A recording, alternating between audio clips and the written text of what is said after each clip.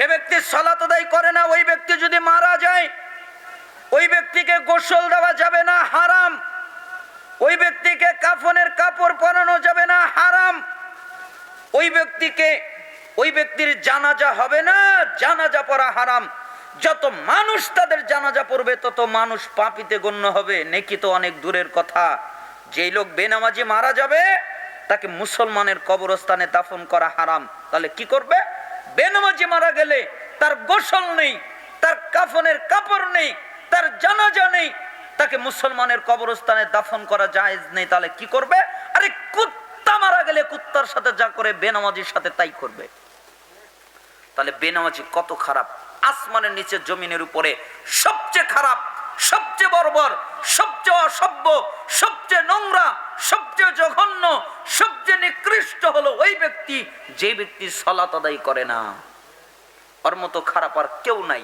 আপনারা কি বুঝলেন? নামাজ পড়লে হবে না, না পড়লেও হবে? পড়তে হবে।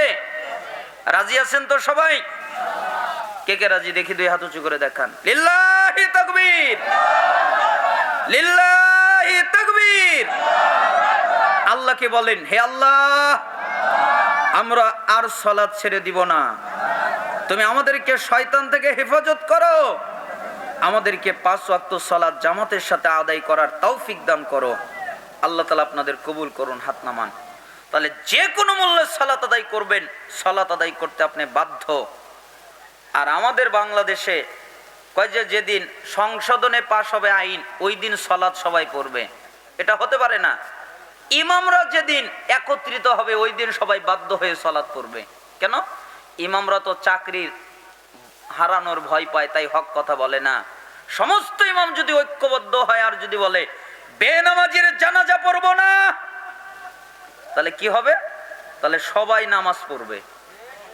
কারণ জানে আমি বেনামাজি, আমার জানাজা পড়ার লোক নাই, তাহলে আমাকে নামাজ পড়তে হবে। ও আল্লাহর জন্য পড়ুক আর দেখানোর জন্য পড়ুক, ও পড়বে। এর জন্য আমাদের ইমামদের একত্রিত হতে হবে। আল্লাহ তাআলা তৌফিক দান করুন।